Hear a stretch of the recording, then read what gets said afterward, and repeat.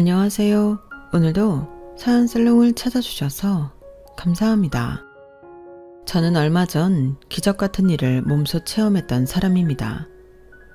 옛말에 옷깃만 스쳐도 인연이라는 말이 있죠.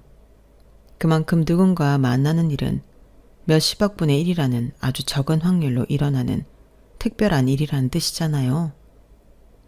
그 중에서도 제가 미처 모르고 있던 저와 연관되어 있는 인연을 우연히 만나게 되는 건 기적이라고밖에 설명이 안 되는 것 같습니다. 한동안 힘든 나날들을 보내던 저는 이 기적을 통해 남은 인생을 의미 있게 살아갈 수 있게 되었어요. 신기한 우연을 맞닥뜨린 것보다도 저의 지금과 앞으로의 삶이 바뀌었다는 것이 더 큰 기적의 효과인 것 같습니다.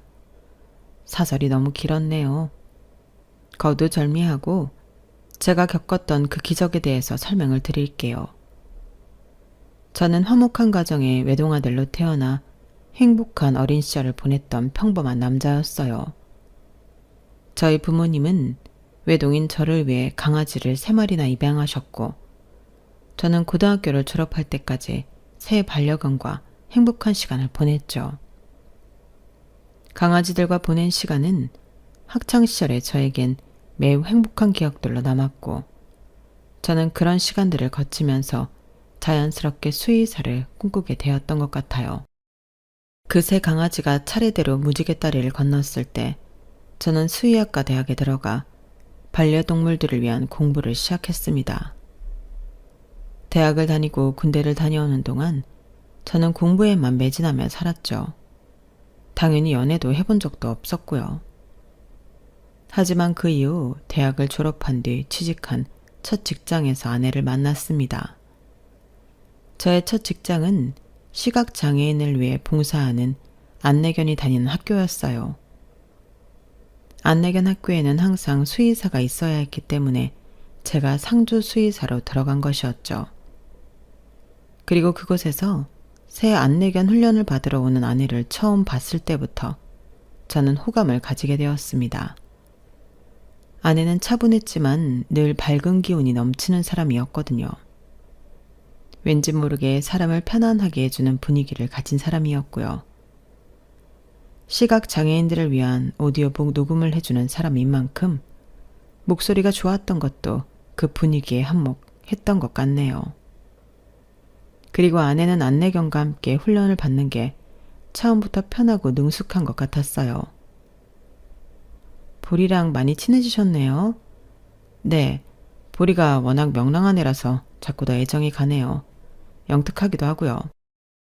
저도 전에 만났던 친구는 처음엔 손발이 잘 안 맞았는데 그 친구는 작년에 무지개 다리를 건넜거든요. 아, 많이 보고 싶으시겠어요? 저도 그렇게 보낸 친구들이 있었어요. 어릴 때부터 같이 자란 친구들이었는데. 반려견을 여러 마리 키우셨어요? 네, 총 3마리였어요. 대단하시네요. 떠나보낼 땐 3배로 더 힘드셨겠지만 저는 아직도 가끔 꿈에 율무가 나오거든요. 저희는 반려견을 먼저 떠나보냈던 경험을 나누며 서로 공감도 위로도 하면서 처음 말을 트게 되었죠. 그 이후로도 여러 가지 이야기들을 했고요. 서로 친해지자 저는 용기를 내어 아내에게 식사를 제안했고, 다행히도 아내는 제안을 받아들여 주었죠. 그리고 아내에 대해 더 많은 이야기를 들을 수 있었어요. 아까 음식이 입에 맞으셨는지 모르겠네요. 여기 커피는 괜찮은 것 같은데. 정말 괜찮았어요. 저 고기 진짜 좋아하거든요. 여기 카페가 커피도 괜찮지만 케이크는 더 맛있어요. 케이크 많이 드세요. 아, 네, 지은 씨, 의외로 단 거 좋아하시는군요. 아까도 양념된 고기를 더 많이 드시고. 제가 할머니랑 둘이 사는데 둘이서 같이 이런 카페를 많이 돌아다니거든요. 어렸을 때는 너무 형편이 안 좋았어서 할머니랑 외식 한번 제대로 못했었는데, 다행히 제가 일찍 취직을 하고 돈을 벌게 되니까 이런 여유가 생겨서 좋네요. 다행이네요. 할머니도 지은 씨를 많이 대견해 하시겠어요. 할머니 입장에선 사실 크게 한시름 놓은 거죠. 제가 8살 때 시력을 잃은 뒤로 할머니는 자나깨나 제 걱정뿐이셨거든요. 다른 가족분들은 없으세요? 원래는 있었죠. 제가 8살 때 다 같이 일본 여행을 갔다가 큰 사고를 당했거든요. 엄마, 아빠, 언니랑 넷이 갔던 가족여행이었는데 저희가 타고 있던 관광버스가 빗길에 전복되고 말았거든요. 거기가 외진 곳이라 구조도 늦게 되었고 구조가 늦는 바람에 제가 그때 시력을 잃게 되었어요. 저희 가족들도요. 저희 부모님은 저랑 제 언니부터 챙기려다가 버스 밖으로 튕겨나가셨고 언니도 그날 실종되었어요. 저만 유일하게 구조돼서 한국으로 돌아올 수 있었죠. 외가 친척들은 연락도 안 되고 그날 이후로 할머니랑 저랑 둘이서만 살아온 거예요. 할머니가 저 때문에 고생 많이 하셨죠. 많이 힘드셨겠어요. 사춘기 때는 저도 제가 세상에서 제일 불쌍한 줄 알았는데 살다 보니 저보다도 훨씬 기구한 팔자를 가진 사람들이 많더라고요. 그래도 저는 저를 진심으로 사랑해 주시는 할머니도 있고 또 취직도 하고 잘 살고 있잖아요. 좋은 면만 보고 살아가다 보면 정말 한없이 좋은 일만 가득한 게 인생인 것 같아요. 그런 큰일을 겪고 형편도 좋지 않았는데도 아내는 얼굴에 구김살이나 그림자가 하나도 없는 사람이었습니다. 평범한 일상 속에서도 소소한 행복을 찾아내 즐길 줄 아는 사람이었죠. 게다가 본인보다 형편이 어려운 또 다른 시각장애인들을 위해 책을 읽어주는 직업을 선택했을 정도로 그릇이 큰 사람이기도 했고요. 심지어 매달 소정의 금액을 기부하는 천사 같은 사람이었죠. 저는 그런 아내에게 속수무책으로 빠져 먼저 고백했고 저희는 4년의 연애 끝에 결혼까지 하게 되었어요. 아내와 함께했던 그 시절들은 제 인생에서 가장 눈부시고 행복했던 시간들이었습니다. 저희가 서로 너무 행복하다 보니 자연스럽게 아이를 가지고 싶다는 생각도 들었어요. 원래 결혼하기 전에 저는 아이를 낳고 싶다는 생각을 한 번도 해본 적이 없었거든요. 누군가 결혼할 상대를 만난다면 저처럼 딩크족이 되고 싶은 사람을 만나야겠다고 생각했을 정도로요.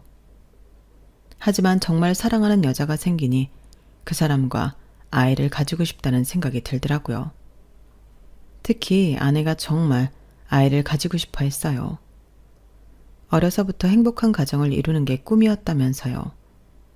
그리고 웬만하면 빨리 아이를 가지고 싶어 했는데 할머니가 편찮으셨기 때문이었습니다. 저희가 결혼하기 전 할머니는 자궁에 문제가 생겨 절제 수술을 받으셨거든요. 연세가 적지 않으셨기에 몸에 무리가 갔는지 할머니는 그 이후로 당뇨와 여러 합병증으로 고생을 많이 하셨어요. 아내는 그런 할머니가 떠나시기 전 손주를 보여드리고 싶다는 생각이었던 거죠. 너무 조급하게 생각하지 마. 우리 둘 다 20대고 젊은데 때 되면 다 잘 될 거야. 그래도 할머니 살아계실 때 첫 손주 안겨드리고 싶단 말이야. 그것 때문에 신경이 쓰이는 거지. 원래 스트레스 받으면 될 것도 잘 안 된대. 왜 옛날 어머니들 시댁살이 하면서 고생할 때는 아이 안 생기고 신혼집 차려놓으면 생기는 경우도 많았다고 하잖아. 성욱이네 와이프도 일 관두고 나서 아이 생겼대. 아는데 할머니 뵈러 갈 때마다 마음이 자꾸 급해져. 매번 갈 때마다 목소리가 점점 더 안 좋아지신단 말이야. 힘도 하나도 없으시고. 괜찮으실 거야. 너무 걱정하지 마. 제 위로의 아내는 마음을 다잡고 스트레스를 받지 않으려고 애썼고 저 역시 술, 담배 근처에도 가지 않으면서 운동을 매일같이 하는 등 열심히 노력을 했어요. 그런데 1년이 지나도 2년이 지나도 아이 소식은 들려오지 않더군요. 결국 할머니는 손주를 보지 못하신 채로 눈을 감으셨습니다. 할머니를 보내드리는 날 아내는 정말 많이 울었어요. 나한테 남은 가족은 우리 할머니뿐이었는데 우리 할머니 손주도 못 보고 가셔서 어떡해. 새로 생긴 가족들도 있잖아. 나도 있고 우리 보리도 있고. 할머니도 마음 편하게 가셨을 거야. 할머니가 보리도 예뻐하셨지. 참. 조금만 더 버텨주시지. 손주 생길 때까지만이라도. 할머니가 하늘나라 가셨다고 당신을 안 보실까? 다 잘 지켜보고 계실 거야. 항상 당신 생각뿐이셨잖아. 세상에 혼자 남겨진 기분이야. 미안해. 당신한테 할 말이 아닌데. 나한테 남은 유일한 친정 가족이 할머니였잖아. 아내는 장례식이 끝난 이후로도 오래도록 슬퍼했습니다. 안내견 보리도 저희 가족의 상황을 아는지 늘 아내 곁에서 아내를 위로해 주려고 했었어요. 애교도 부리고 예전처럼 사고도 치지 않고요. 저 역시 할머니를 많이 좋아했기 때문에 슬펐지만 아내의 기운을 북돋아주기 위해 오히려 밝은 태도를 유지하며 노력했어요. 주말마다 놀러도 가고 맛있는 음식도 해주며 애를 썼죠. 다행히 아내는 보리와 저의 노력을 알아주었고 본인도 기운을 차리려고 노력하며 그렇게 조금씩 슬픔을 극복해 나갔습니다. 아내가 조금씩 다시 생기를 찾아가기 시작했을 무렵이었어요. 저희는 다시 자녀 계획을 세웠고 이번에는 난임센터를 찾아가 보기로 했습니다. 그 전에는 둘 다 젊고 건강했으니 임신이 쉽게 될 거라 생각했는데 2년이 넘도록 안 됐으니 의학의 힘을 빌려보자는 거였죠. 게다가 그 사이 저희 두 사람 모두 30대가 되었으니 이제는 체계적인 관리를 받아야 할 것 같았습니다. 그렇게 검사를 진행한 뒤 결과를 기다리는데 난임센터 의사는 뜻밖의 말을 건네더군요. 두 분, 일단은 여기 말고 산부인과 검사를 먼저 받고 오셔야 할 것 같은데요. 산부인과요?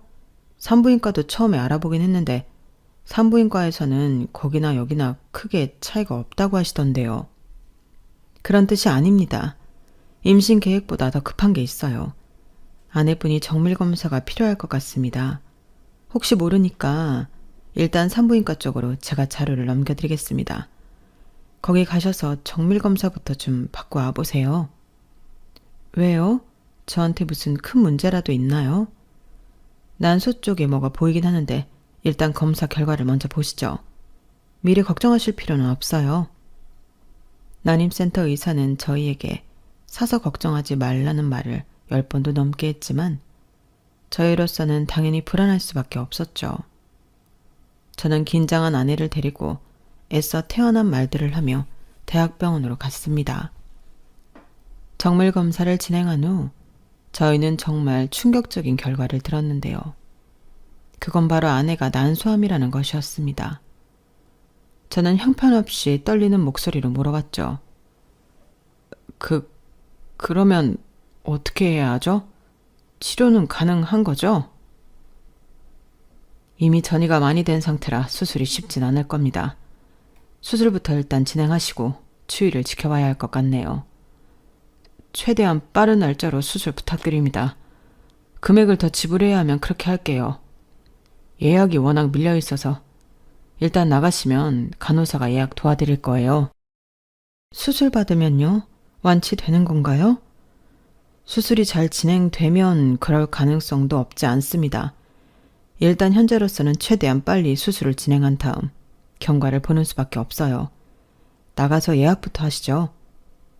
아내는 큰 충격을 받았어요. 저 역시 눈앞이 새하얘지는 것 같았지만 일단 기적을 믿어보는 수밖엔 도리가 없었죠. 저는 아내를 달래고 위로하며 수술 예약을 잡았어요. 최대한 빨리 수술 예약을 잡는다고 했지만 그럼에도 한 달이나 걸리더군요. 그 외에도 진행된 항암 치료들은 그렇게 밝았던 아내를 점점 어두운 사람으로 변화시켰습니다. 아내는 정말 고통스러워하며 치료를 받았고 그걸 지켜보는 저 역시 엄청난 고통이었어요. 오죽했으면 그렇게 명랑하던 보리마저도 한없이 얌전해지고 기운이 떨어지는 게 보일 정도였죠. 아내 앞에서는 최선을 다해서 긍정적인 태도를 유지하려고 했었지만 저 역시도 하루가 다르게 얼굴이 어두워지고 푸석해지는 걸 감출 수가 없었습니다. 주변 사람들이 하나같이 걱정 어린 위로를 건네더군요. 저희 부모님도 하루가 멀다 하고 안부 연락을 하셨는데 당시엔 그게 별로 힘이 되진 않았네요. 그래도 다행인 건 길고 길었던 그 시간이 다 끝난 뒤 아내의 수술이 성공적으로 잘 끝났다는 것이었어요. 아내의 치료가 끝나는 날 저희는 자녀 계획은 무기한으로 미뤄두고 곧바로 이사 계획을 짰습니다. 공기가 좋은 지방으로 내려가 아내의 건강관리에 최선을 다하기로 한 거였죠. 다행히 타이밍 좋게 제가 시골의 한 동물병원에 일자리를 구할 수 있었고 아내는 일을 관두었어요. 저희는 산골마을로 이사를 가서 몇 년 동안 살았는데요. 조금이라도 몸에 좋지 않은 성분이 들어간 음식은 쳐다도 보지 않고 거의 스님처럼 먹고 살았답니다. 해지면 잠들고 해 뜨면 일어나는 생활을 반복했고요. 사실 시골에서 살았던 그 고즈넉한 나날들이 생각보다 평화롭고 좋긴 했어요. 아내는 매일 보리와 2번의 산책을 하며 좋은 공기를 마시고 건강하게 지냈고 그래서인지 나날의 혈색도 좋아졌죠. 그리고 아내는 시간이 남을 때마다 어린이들을 위한 동화를 쓰곤 했어요. 아내는 옛날부터 늘 동화 작가가 되고 싶다고 말하곤 했거든요. 굳이 아이가 없더라도 저와 아내 그리고 보리와 함께하는 생활은 즐겁기만 했습니다. 저는 그렇게 둘이 평생을 살아도 정말 괜찮을 거라고 생각했어요. 하지만 그 평화로운 나날들도 4년을 넘기지 못하고 깨지고 말았어요. 아내의 암이 재발했기 때문이었죠. 저는 하늘이 무너지는 것 같았습니다. 그전에는 억지로라도 의연함을 유지하려 했지만 이때는 모든 의지가 와르르 무너지고 말았죠. 그렇게 모든 걸 조심하고 노력했는데 대체 뭐가 문제였던 건지 아무리 곱씹어도 알 수 없었고 저는 급속도로 피폐해져만 갔습니다. 그런데 오히려 그런 저를 이번에는 아내가 위로하더군요. 당신 안 자고 여기서 뭐해? 날도 추운데. 당신 먼저 자고 있지 왜? 나는 그냥 잠이 안 와서. 아픈 건 난데 당신이 무너지면 어떡해. 내가 없으면 당신이 보리도 챙겨주고 당신 스스로도 챙겨줘야지. 내가 뭘 잘못한 건지 모르겠어. 그렇게 조심했는데 혹시 그동안 내가 뭐 잘못한 거 있었어? 내가 당신 너무 무리시킨 게 있었나? 그런 거 아니야. 당신 잘못 하나도 없어. 원래 암도 유전이라잖아. 우리 할머니처럼 나도. 잘못이 있다면 우리 집안이 잘못된 거겠지. 그런 얘기는 아니었어. 나는 그냥 미안해. 내가 정말 미안해. 원래 처음에 수술 받았을 때 그때 수술이 잘 안 되면 의사가 6개월이라고 했었어. 당신도 기억하지? 근데 그 6개월을 훌쩍 넘기고 이렇게 오래 살았잖아. 당신 덕분이야. 당신이 너무 잘 돌봐주고 잘해줘서 오히려 내가 미안하지 뭐. 지은아, 나 진짜 무서워. 너 없이 어떻게 살아야 할지 모르겠어. 그동안 진짜 열심히 관리했는데 왜 또 이런 일이 생긴 건지 모르겠어. 나 아프다고 해서 당신까지 무너지면 어떡해. 나 없이도 당신이 잘 사는 모습을 봐야 내가 편히 가지. 당신 덕분에 이미 충분히 오래 잘 살았어. 이제 그만 자책해. 아내는 정말 놀라울 만큼 태연하더군요. 저는 오히려 그런 아내의 모습이 아내가 이미 모든 걸 다 내려놓을 것 같아서 더 슬펐어요. 하지만 혼자 남겨질 저를 걱정하는 아내의 말을 듣고 저는 다시 억지로라도 기운을 차려보기로 했죠. 혼자 먼 길을 떠날 아내를 위해서라도 그런 모습을 보여줘야만 했어요. 병원에서는 가망이 없다고 하고 아내는 고통스러운 항암 치료를 또 받고 싶지 않다고 하니 저희는 차라리 남은 시간을 슬퍼만 하지 말고 좋은 풍경을 많이 보러 다니기로 했어요. 실제로 캠핑카를 빌려 약 3개월 정도 긴 여행을 떠나기도 했죠. 억지로라도 밝은 척을 하고 웃으려고 하다 보니 정말로 몇몇 순간들은 아내가 아프다는 사실이 잊혀질 만큼 행복하기도 했습니다. 아내는 여행을 마친 후 2달 만에 재발 검진을 받은 지 6개월 만에 세상을 떠났어요. 저는 아내를 보낸 뒤에도 3년이나 그 산골 마을 집에서 혼자 지냈죠. 저희 부모님은 그 먼 산골 마을을 한 달에 한 번꼴로 와서 제 상태를 체크하고 가셨어요. 절 걱정하시는 부모님의 마음을 저도 이해는 했어요. 하지만 저는 부모님이 걱정하시는 것처럼 극단적인 생각을 하거나 제 삶을 방치할 생각이 없었습니다. 그러면 하늘에서 보고 있을 아내가 너무 슬퍼할 것 같았거든요. 저는 매일 똑같이 부지런하게 살았어요. 아내가 떠나기 전 여행을 다니기 위해 동물병원 일을 관두었었기 때문에 그냥 무상으로 주변 이웃분들의 밭일을 도와드렸죠. 동네 분들이 전부 제 사정을 알아서인지 자꾸 저를 더 불러내는 것 같더군요.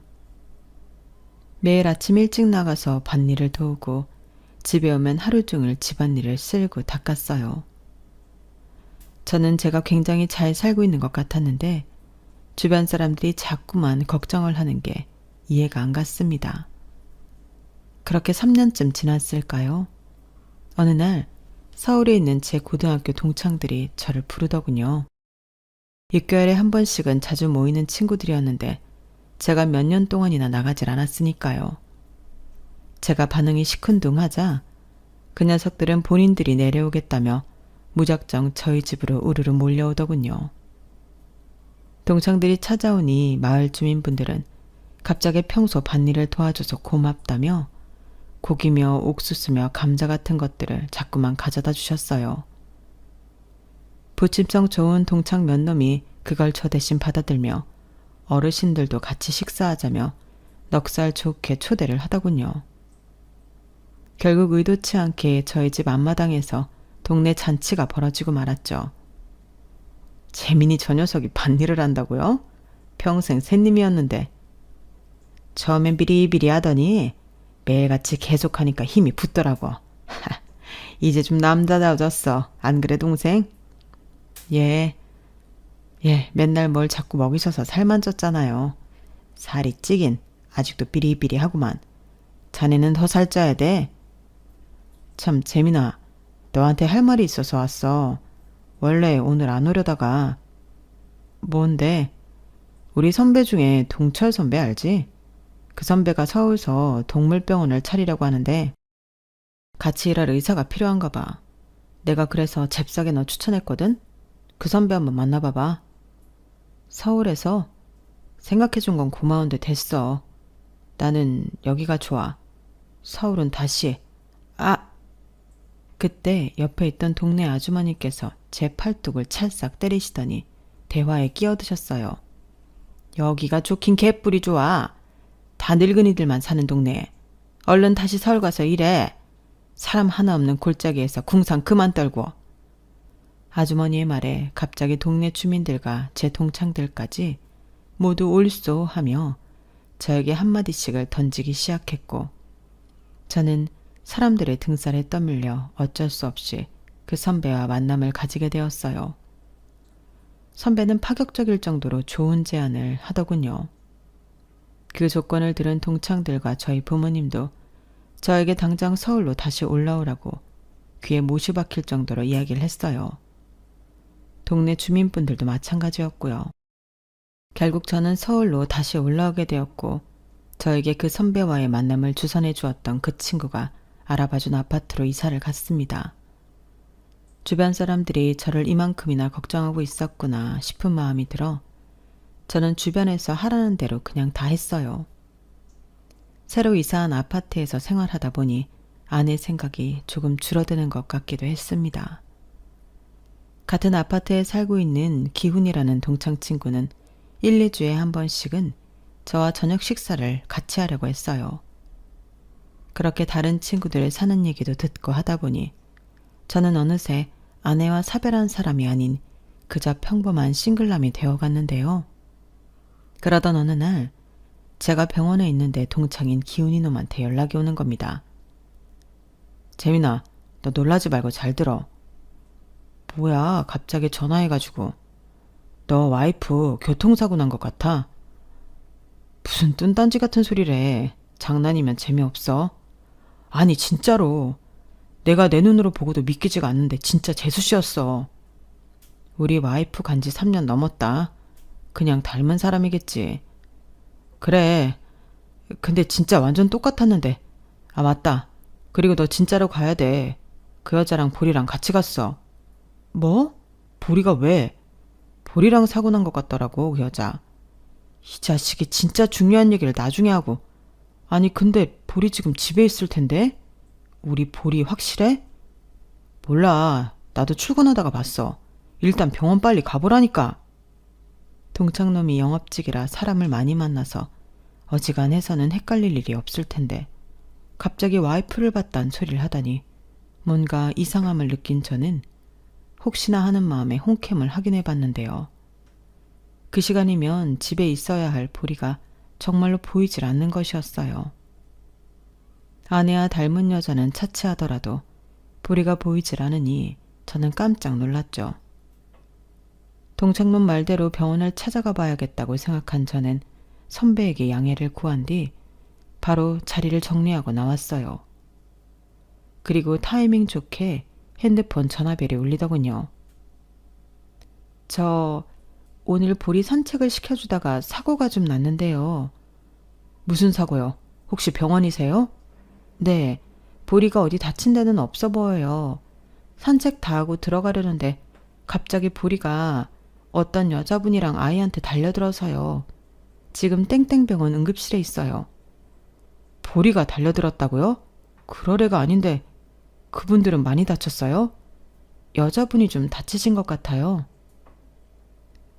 정말 죄송합니다. 집에 다 와서 저도 긴장이 풀려서. 아니요, 괜찮아요. 지금 바로 갈게요. 땡땡병원이라고 하셨죠? 정말로 보리가 병원에 있다니 저는 이 모든 일이 비현실적으로 느껴졌어요. 다른 대형견들이야 그럴 수 있다고 쳐도 보리는 안내견으로 오랫동안 훈련을 받은 개라 사람에게 갑자기 달려드는 그런 행동을 할 리가 없는 아이였거든요. 갑자기 모든 일들이 뭔가 이상하다 느낀 저는 다급해진 마음으로 서둘러 땡땡병원으로 향했어요. 다행히 가까운 곳이었기에 금방 도착할 수 있었지만 핸들을 잡은 손에서는 자꾸만 땀이 났죠. 저도 모르게 등에도 식은땀이 계속 났고요. 그리고 깨달았어요. 저도 모르는 사이 저는 보리를 저에게 남은 마지막 가족이라고 생각하고 있었다는 걸요. 혹시라도 보리가 달려든 사람들에게 그리고 보리에게 무슨 큰일이 있으면 제가 감당할 수 있을지 저 스스로도 알 수 없었죠. 저는 차를 대자마자 급하게 응급실로 들어갔는데요. 들어가자마자 입구 쪽 침대에 보리가 있더라고요. 저도 모르게 보리야 하고 소리치고 다가가려는 순간 저는 온몸이 얼어붙는 것 같았습니다. 저는 제가 그 순간 꿈을 꾸는 줄만 알았어요. 보리와 함께 있던 여자는 정말로 제 아내였던 거예요. 제가 아무 말도 못하고 한참 동안이나 멈춰선 채로 있자 제 아내는 의아한 눈으로 절 쳐다보며 물어보았어요. 저 보리 견주분이세요? 심지어 목소리마저 아내와 거의 흡사했죠. 하지만 곧 저는 천천히 아주 천천히 이성을 되찾았어요. 쿵 떨어졌던 심장도 다시 조금씩 정상적으로 뛰기 시작했고요. 그 여자는 제 아내가 아니었습니다. 시각장애인이 있는 제 아내가 저를 똑바로 쳐다보며 걱정을 할 수는 없잖아요. 그 여자는 저를 바라보고 또 옆에 앉은 남자아이를 바라보는 일반적인 시력을 가진 여자였습니다. 그걸 깨닫고 나서야 저는 간신히 목소리를 낼 수 있었어요. 저기 괜찮으세요? 네, 저희 보리랑 어떻게... 아까 저희 아들이랑 저랑 아파트 앞을 지나가고 있었는데 뒤에서 오토바이가 저희를 칠 뻔했거든요. 그 순간에 여기 보리가 저희한테 갑자기 달려들어서 저희를 구해줬어요. 보리가 달려들었다고요? 네, 덕분에 저희 아들은 무사하고 저만 팔목 인대가 늘어났대요. 감사합니다. 보리 덕분에 하마터면 정말 큰일 날 뻔했어요. 저는 제가 무슨 대화를 하는 줄도 모르고 멍하니 그 여자의 말을 들었습니다. 너무 제 아내와 똑같이 생긴 그 여자를요. 그리고 그 여자의 말이 끝나자마자 저도 모르게 이렇게 물어봤어요. 혹시 한지은이라고 아세요? 누구요? 한지은이요? 네, 혹시 어렸을 때 일본에서 사고를 당하신 적이 있으세요? 어머! 제 말에 그 여자는 두 손으로 입을 틀어막으며 눈을 동그랗게 떴어요. 그리고 그 큰 눈에 순식간에 눈물이 가득 들어찼죠. 그 이름을 어떻게... 그때 잠시 밖에 나가 있었던 산책 알바분이 응급실로 들어와 후다닥 저희 사이에 서서 상황을 설명해 주려고 하시더군요. 아, 이쪽이 보리 견주분이세요. 아까 사고가 난 게 이분들이 오토바이에 치일 뻔해서 난 거였어요. 얘기 들었어요. 여기는 제가 알아서 처리할게요. 산책 시간도 훌쩍 지났는데 어서 들어가 보세요. 죄송해요. 제가 보리 목줄을 순간 놓쳐서. 괜찮아요. 정말 괜찮으니 들어가 보세요. 보리를 산책시켜주는 분이 돌아간 뒤 저는 제 아내와 똑같은 얼굴을 한 그분이 치료를 전부 마칠 때까지 기다렸어요. 왼쪽 손목에 깁스를 하고 나온 그분은 일단 자기 아들을 집에 데려다 준 뒤 대화를 하자고 제안했죠. 마침 그분도 저와 같은 아파트에 산다고 해서 저희는 같이 아파트로 이동했어요. 그분의 아들을 먼저 집에 보낸 뒤 저희 두 사람은 함께 아파트 벤치에 앉았습니다. 처음엔 어디서부터 대화를 시작해야 할지 몰라 서로 어색했는데 몇 마디 주고받자마자 저희는 곧바로 긴 이야기를 나눌 수 있게 되었어요. 아까는 제가 너무 깜짝 놀라서 언니가 있었다는 얘긴 여러 번 했는데 쌍둥이였단 말은 한 번도 안 했었거든요. 아까 제가 너무 갑자기 물어봐서 당황스러우셨죠? 아니에요. 지은이는 제 쌍둥이 동생인데 혹시 지은이랑 무슨 관계세요? 지은이는 잘 지내고 있나요? 제 아내였어요.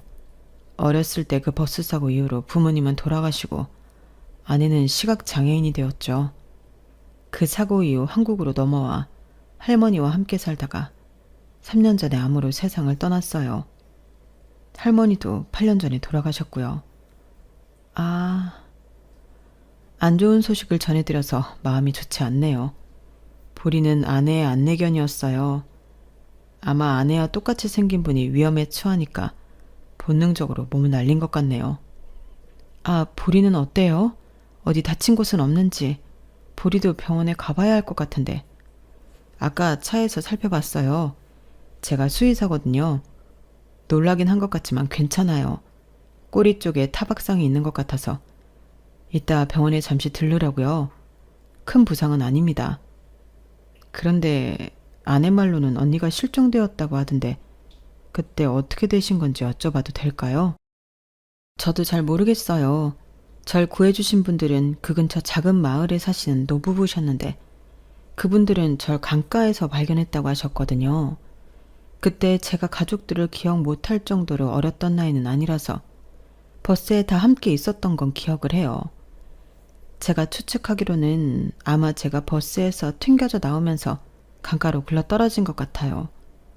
구조하시던 분들도 그날 비가 워낙 많이 왔어서 제 흔적을 찾기 어려우셨을 거예요.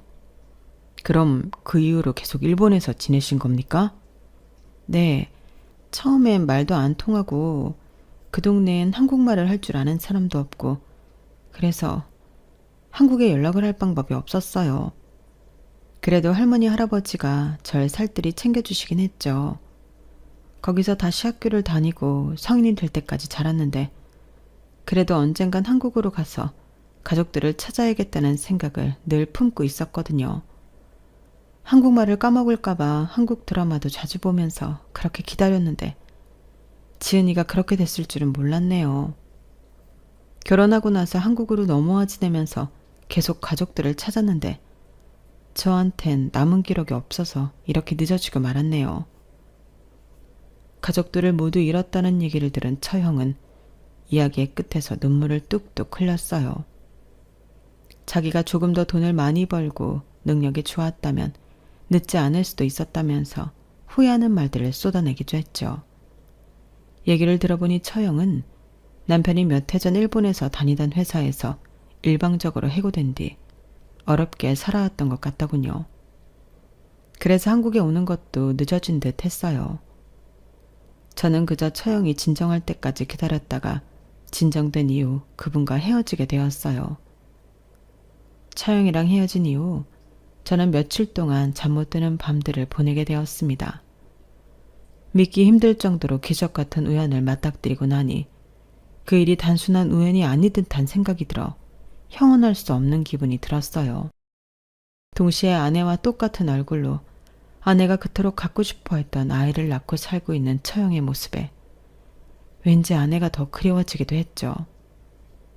아내가 떠난 이후로 한 번도 생활이 무너진 적이 없던 저였지만 그때 처음으로 생활이 무너지기도 했습니다. 제가 걱정이 됐는지 같은 아파트에 사는 동창놈이 찾아오더니 제 모습을 보곤 한숨만 푹 쉴 뿐 별말은 하지 않고 그냥 가더군요. 그렇게 며칠을 지내다가 문득 그동안 아내의 유품을 한 번도 정리하지 않았다는 사실이 떠올랐습니다.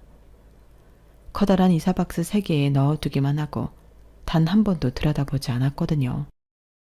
저는 무슨 바람이 들어서인지 그 박스를 꺼내 아내의 유품을 하나 둘씩 정리하기 시작했는데요. 여러 장의 사진과 아내의 옷들을 보며 눈물도 많이 흘리고 웃기도 하며 정리를 하다가 그동안 잊고 있었던 아내의 노트북을 발견하게 되었습니다. 그 안에는 아내가 시골에서 쓰던 동화가 그대로 남아 있었어요. 동화를 완성까지 했을 줄은 몰랐는데 아내는 이야기를 완벽하게 마무리해 놓았더군요. 저는 그 원고를 책 2권으로 재본했습니다. 그리고 같은 아파트에 살던 처형을 찾아갔죠. 아내가 첫 번째 항암 치료를 마쳤을 때 저희가 시골에 가서 몇 년 살았거든요. 그때 아내가 쓰던 동화책이에요. 아내가 떠나간 이후로는 한 번도 열어보지 않았는데 덕분에 며칠 전에 발견했네요. 처형도 가지고 싶어 하실 것 같아서 드리러 왔어요. 고마워요. 지은이가 어려서부터 책을 좋아하긴 했었어요. 저는 책만 읽으면 맨날 잤는데 안 그래도 연락 한번 드리려고 했는데 제가 이달 말에 다시 일본으로 돌아가거든요. 지은이가 쓴 책까지 받았으니 더 이상 한국에는 미련이 없네요. 이 책 출간하셔도 돼요. 아내는 출간하려고 했었거든요. 크진 않더라도 생활에 조금이나마 보탬이 되셨으면 좋겠네요. 고마워요. 책을 전달하고 오니 저도 이상하게 마음이 가벼워지는 것 같았어요. 비록 생전에 잃어버린 가족을 되찾지 못했지만 이렇게라도 언니와 연이 생겼으니 하늘에 있는 아내가 기뻐할 것 같아서요. 그리고 저는 그제서야 드디어 아내를 진정으로 떠나보내게 되었던 것 같아요. 그전까진 아내와의 사별을 제대로 들여다보지도 못했다는 걸 그때서야 깨닫게 되었죠. 그렇게 처형은 떠났고 남은 저는 아내의 유품을 모두 정리하고 다시 일상을 되찾아 찾아가고 있어요. 하나 달라진 점이 있다면 주말마다 장애아동 복지관에 가서 봉사를 하고 온다는 것이었죠.